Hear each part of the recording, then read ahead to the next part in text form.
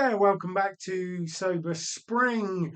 We're going to be continuing to look at connection and how connecting with yourself can help you to connect with other people. Now, a little while back, I was in a meeting and we had to organize an event. It was like a little kind of internal conference. And we were discussing how we were going to go about that, where we were going to start with that. We had quite a lot of time to plan it, and we were just sort of like working out what our first actions was. And one of my colleagues said, "Oh yeah, the first thing I think we should do is just do a load of research. Hit the internet, see what kind of things we can find out about how conferences have organised, the kind of things that we can do, the venues that we might be able to use in the area, all of that kind of stuff. Let's spend some time on Google." Another one of my colleagues said, "Oh, look, I know the people who organised this event last year, so I could go and talk to them. I could ask them all about it." Then another one of my colleagues said, "Yeah, I think a bit of research, a bit of chatting with other people, that always helps, but I think we really need some time to think about it and consider what we want to do and reflect on what happened last year and what was good and what didn't work so well.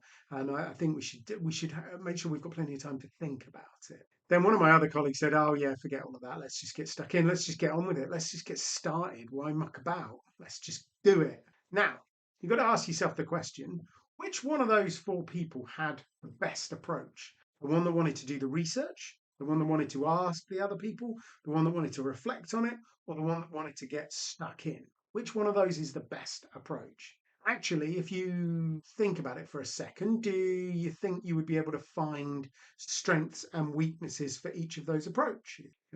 Is there a strength in asking the other people what they did last year? Yeah, you'll find something out doing that. Is there a weakness? Well, yeah, you're going to be less likely to have new ideas. So there's strengths and weaknesses to each approach. So again, which is the best approach? Or maybe is that even a trick question? Is there maybe no such thing as the best approach? In fact, I would imagine the approach that you picked is probably simply the approach that you're most comfortable with, because we all have ways of approaching problems and tasks and learning things, and there's usually a way that we're most comfortable with. Sometimes the task dictates what we're going to do, but sometimes, all else being equal, we will probably approach it in a particular way. Some people like to think about stuff. They like to do the research. Some people like to find out stuff with other people.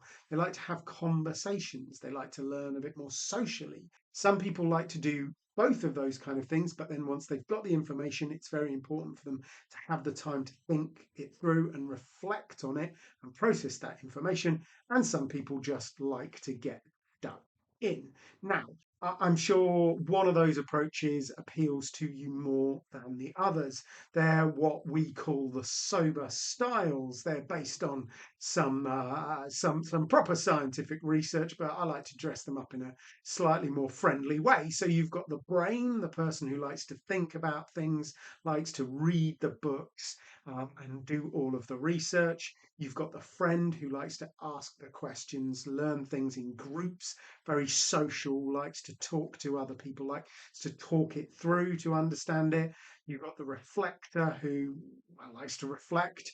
They're the ones that likes to do the research, likes to talk to people, but needs that opportunity to really think it through, needs that time to think it through. And then finally, we like the Dynamo who just wants to get stuck in, who just wants to tear the packing off and just get going without reading the instructions. Now, again, there are strengths and weaknesses to all of those approaches.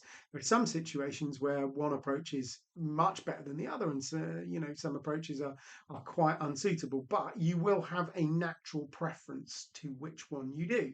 And understanding that preference is a great way of building your self-awareness, about understanding a little bit more about yourself, how you work, how you solve problems. And then once you've understood that, you will find yourself in certain situations and you'll think, well, that's going to naturally suit me because it's the kind of situation where I can use what I would normally do. It'll work out very well. And you can work out the kind of situations where you're going to struggle. Maybe that's the kind of time you need to ask for a little bit more help. So, what can you possibly do to build that self awareness? Well, on flatpacksober.com, we've got the sober style quiz that will help you do that. Series of questions that will tell you which is which. You can go and do that quiz right now, or you can just ask yourself this simple question: if I gave you some IKEA furniture, how would you build it? Would you grab the instruction booklet, sit down and read it from cover to cover? Would you get a friend to come and help you? Would you lay everything out, look at it, look at the picture, look at the instructions, and then think about it? Or would you just tear the packaging off and get stuck in?